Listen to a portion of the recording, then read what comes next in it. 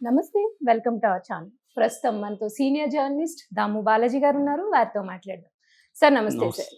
Sir Telugu Desam, Janasena కార్యకర్తలు తిరుపతిలో హల్చల్ చేశారని, అలాగే వైసీపీ ఎమ్మెల్సీని కిడ్నాప్ చేశారు. అలాగే కార్పొరేటర్‌పై దాడి చేశారు. దీంట్లో హైకోర్ట్ కూడా ఇన్వాల్వ్ అయింది అనే న్యూస్ వినిపిస్తోంది సార్. ఈ ఇది ఈ ఈ న్యూస్ కొంచెం సంచలనం సృష్టించింది. అసలు ఏంటి సార్ దీని వెనకాల ఉన్న కథ ఏంటి? నిన్న 2 రోజుల నుంచి తిరుపతిలో ఒక గందరగోళ పరిస్థితి నెలకొంది. ఎందుకంటే తిరుపతికి సంబంధించిన డిప్యూటీ మేయర్ పోస్ట్‌కి బూమన అభినయ్ రెడ్డి ఉండేవాడు ఇంతకుముందు. బూమన అభినయ్ రెడ్డి రిజైన్ చేశాడు. సో, ఇప్పుడు ఆ పోస్టుకి ఎన్నిక జరగబోతుంది. యాక్చువల్‌గా 3వ తేదీ ఎన్నిక జరగాల్సి ఉంది. అయితే ఇక్కడ ఏమైందంటే నిజానికి మెజారిటీ సభ్యులు వైసీపీ వాళ్ళే. బట్ వైసీపీ నుంచి దాదాపు 48 మంది వైసీపీ కార్పొరేటర్లు ఉంటే హ్మ్. అందులో 20 మంది టీడీపీలోకి వెళ్ళిపోయారని చెప్తున్నారు. మిగతా వాళ్ళని కాపాడుకోవడం కోసం వైసీపీ ఏం చేసిందంటే క్యాంపు రాజకీయాలకి తెరలేపింది.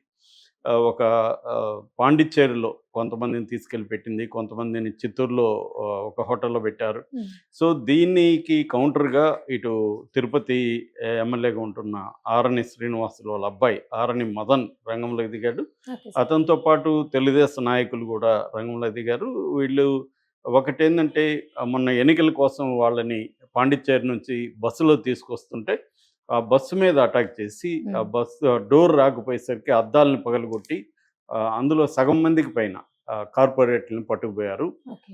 దాడి చేశారు. అక్కడ నిన్నంతా కూడా వీడియోలు హల్చల్ చేసి ఆ వీడియోల్లో అక్కడ మహిళా కార్పొరేటర్లు కూడా చాలా భయభ్రాంతులు అయ్యారని హ్మ్. వాళ్ళే చెప్తున్నారు స్వయంగా. ఎలా జరిగిందో వివరిస్తున్నారు.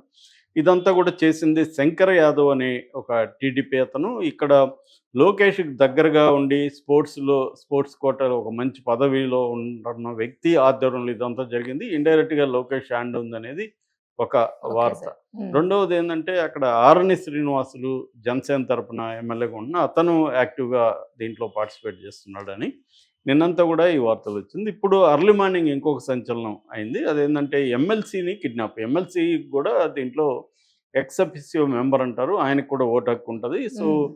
నిన్న జరగాల్సిన ఎన్నిక ఈ రోజు పోస్ట్‌పోన్ అయింది కాబట్టి ఇతన్ని గాని కిడ్నాప్ చేస్తే ఇతను ఓటు పడదని హ్మ్. చెప్పి ఇతన్ని మార్నింగ్ అతను పేరు సిపాయి సుబ్రహ్మణ్యం. ఆయన తిరుపతిలో ప్రముఖ యూరాలజిస్టు, కిడ్నీ హుహు. స్పెషలిస్టు. హ్మ్. తనుకి ఒక రష్ అనే ఒక హాస్పిటల్ కూడా వెరీ పాపులర్ తిరుపతిలో. హ్మ్. సో, ఆయన్ని నైటు ఎత్తుకుపోయారు ఇంటికొచ్చి గుర్తు తెలియని వ్యక్తులు అని ఆరోపిస్తున్నారు. సో, అదొకటి తెలియాల్సి అయితే ఉంది. ఈలోగా హైకోర్టుకి లేళ్ల అప్పిరెడ్డి అని వైసీపీ ఎమ్మెల్సీ ఆయన నిన్న కోర్టులో కార్పొరేటర్లకి భద్రత లేదు, పోలీసులు పట్టించుకోలేదు, పోలీసులు ఎదురుగానే ఈ దాడి జరిగింది. హ్మ్. పోలీసులు ఎదురుగానే కార్పొరేటర్లని బస్సులోంచి బలవంతంగా దించి పట్టుకుపోయారు. అయినా కూడా పోలీసులు చూస్తూ ఊరుకున్నారు తప్ప ఏం చేయలేదని హైకోర్టుకు మొరబెట్టుకున్నారు. హైకోర్టు ఇమ్మీడియేట్‌గా తిరుపతి ఎస్పీని ఆదేశించింది. వీళ్ళు ఎక్కడుంటే అక్కడి నుంచి సెనేట్ హాల్, ఎస్‌వి యూనివర్సిటీలో సెనేట్ హాల్ ఉంటది. హ్మ్. ఆ సెనేట్ హాల్‌లో ఎన్నిక. ఎస్‌వి యూనివర్సిటీ వరకు వీళ్ళకి భద్రత కల్పించాలి అనేది హైకోర్టు ఆదేశించింది. అట్లాగే వైసీపీని కూడా మీరు కలిసి ఎస్పీకి వినతి పత్రం అందజేయండి. మీ సమస్యల్ని ఎస్పీకి చెప్పండి అనేది కూడా ఆర్డర్ చేసింది. ఈరోజు విచారణ కూడా హ్మ్. హైకోర్టులో ఉంది. దాంతో పాటు అది నిన్నంతా జరిగింది. Okay sir. ఇప్పుడేమో అర్లీ మార్నింగ్ నుంచి కిడ్నాప్ వ్యవహారం హ్మ్. వినిపిస్తుంది. అట్లాగే అభినయ్ రెడ్డి పోలీసులు కొంతమంది వైసీపీ వాళ్ళని రివర్స్‌లో వైసీపీ వాళ్ళ మీద కేసులు పెట్టి రాజేష్ అనే ఒక వైసీపీ కార్పొరేట్‌ని అలిపిరి పోలీసులు అరెస్ట్ చేసి తీసుకెళ్లారు. దాంతో అభినయ్ రెడ్డి తన వాళ్ళని తీసుకెళ్ళి పోలీసులతో గొడవ పడుతుంటే తెలుగుదేశానికి సంబంధించిన జేబీ శ్రీనివాసులు, పులిగోర్ల మురళి, కృష్ణ యాదవ్ ఇలాంటోళ్ళు పోలీస్ స్టేషన్ హ్మ్. వీళ్ళ మీద దాడికెళ్లారు. పోలీసులు అడ్డుకున్నారని చెప్తున్నారు. ఏదేమైనా ఘర్షణ వాతావరణం ఉంది. ఇటు టీడీపీ అండ్ జనసేన హ్మ్. దౌర్జన్యాలైతే చేస్తున్నట్టు మనకి అర్థమవుతుంది. ఇంత చేసి ఈ పదవి 13 నెలలే. ఓహ్! సో, ఈ ఓకే 13 సార్. నెలల ఓకే. ఆ! పదవి కోసం హ్మ్. టీడీపీ అంటే కూటమి నాయకులు ఈ స్థాయి దౌర్జన్యాలకి పాల్పడడం అనేది అందరిని హ్మ్. విస్తుగొలుపుతుంది. ఎందుకంటే గతంలో ఇదే వైసీపీ అక్కడ ఎంపీ ఎన్నికలప్పుడు కానీ మిగతా ఎన్నికలప్పుడు కానీ ఇదే ఇంతకంటే ఘోరంగానే అక్కడ దౌర్జన్యాలు వైసీపీ కూడా చేసింది తిరుపతిలో. సో దౌర్జన్యాల్ని రోజు ఫ్రంట్ పేజీలో రాసేవాళ్ళప్పుడు దానివల్లనే వాళ్ళకి 11 ఇచ్చారు, వీళ్ళ అరాచకాలను భరించలేక అని ఇటు చంద్రబాబు, లోకేష్, పవన్ కళ్యాణ్ పదే పదే చెప్పేవాళ్ళు. ఇప్పుడు వాళ్ళ మనుషులు ఇలా చేస్తుంటే వీళ్ళు మౌనం వహించారు. ముఖ్యంగా పవన్ కళ్యాణ్, ఎందుకంటే తన ఎమ్మెల్యే, వాళ్ళ ఎమ్మెల్యే కొడుకు వాళ్ళే అక్కడ దగ్గరుండి అన్నీ చేస్తుంటే పవన్ కళ్యాణ్ ఇప్పటివరకు నోరు విప్పట్లేదు. అంటే పవన్ కళ్యాణ్ నేచర్ గమనిస్తే ఆయన సెలెక్టివ్ రెస్పాన్స్ అనేది మనకు అర్థమైపోతుంది. తనకు ఉపయోగం ఉంటే అతను ఏవైనా మాట్లాడతాడు, కొటేషన్లు ఇస్తాడు, చాలా ఆవేశంగా ఊగిపోతుంటాడు. ప్రజలకు ఉపయోగం ఉండే అంశాల్లో మాత్రం తనకు ఉపయోగం లేదనుకుంటే దాంట్లో అసలు నాకేం వినబడదు, కళ్ళు కనబడవు అనే 3 కోతల సిద్ధాంతాన్ని ఇతను అప్లై చేస్తూ సైలెంట్గా ఉంటాడు. ఇది మనం ఈ 8 నెలల్లో కూడా గమనించవచ్చు. అంటే ఎక్కడైతే లోకేష్ని, చంద్రబాబుని ఇబ్బంది పెట్టి తను హీరోగా ప్రొజెక్ట్ అవ్వాలనుకుంటాడో అక్కడ మాత్రమే స్పందిస్తాడు తప్ప పీపుల్ సెంట్రిక్ అప్రోచ్ అనేది పవన్ కళ్యాణ్కి జీరో. ఎక్కడా కూడా ప్రజల సమస్యల మీద స్పందించడం అనేది ఆయన చేయడు. ఆ ప్రజల సమస్యలు తనకు ఉపయోగపడాలి, అప్పుడే అతను చేస్తాడు. ఇప్పుడు మొన్న కూడా మన ముద్రగడ పద్మనాభం ఇంటి మీద దాడి చేశాడు జనసేన కార్యకర్త, అతని కారుని ట్రాక్టర్తో గుద్దాడు. దాని విషయంలో కూడా ఇప్పటివరకు అతను మావోడా కాదా అనేది కూడా వాళ్ళు తేల్చట్లేదు. సో ఇప్పటివరకు అతని మీద చర్య తీసుకోవట్లేదు. సో ఇలాగ పవన్ కళ్యాణ్ రోల్ని మనం గమనిస్తే అతను ఎప్పుడు కూడా జన సైనికుల అరాచకాలను అతను ఎప్పుడు ఖండించలేదు.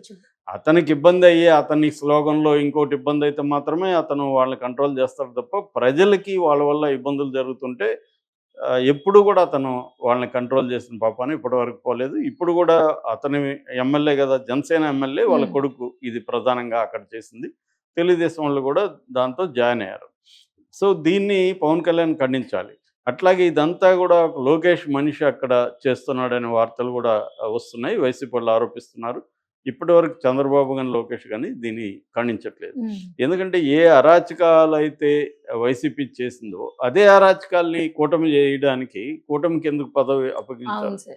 సో నేను అందుకే చాలాసార్లు చెప్తుంటాను, ఈ దేశంలో ఏ రాజకీయ పార్టీకి ఇంకొక రాజకీయ పార్టీ కంటే బెటర్గా లేదు.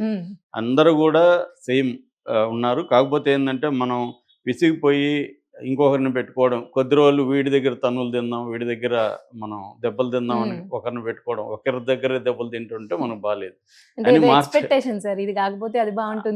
బాగుంటుందేమో కూడా కాదు, ఆల్టర్నేటివ్ లేదు ఇంకా. సో ఇద్దరు ఎదవలు ఉన్నప్పుడు ఒక ఎదవని కొద్ది రోజులు 5 ఏళ్ళు ఎన్నుకోవడం, వాడిని తీసేసి ఇంకొక ఎదవని ఎన్నుకోవడం తప్ప బేసిక్ జీవితాల్లో ఏ రకమైన మార్పు లేదు. చిన్న చిన్న తేడాలు ఉండొచ్చు తప్ప ఓవరాల్గా ఎసెన్స్లో ఏ రాజకీయ పార్టీ సేమ్ మనం కానీ గమనిస్తే మీరు ఒక 2-3 ఏళ్ళ పేపర్లు చూస్తే వెనక్కి వెళ్ళి ఇదే వ్యవహారాలు వైసీపీ చేసి ఉంటుంది. వీళ్ళు గగ్గోలు పెట్టుంటారు, వీళ్ళు కోర్టులకు వెళ్ళి ఉంటారు.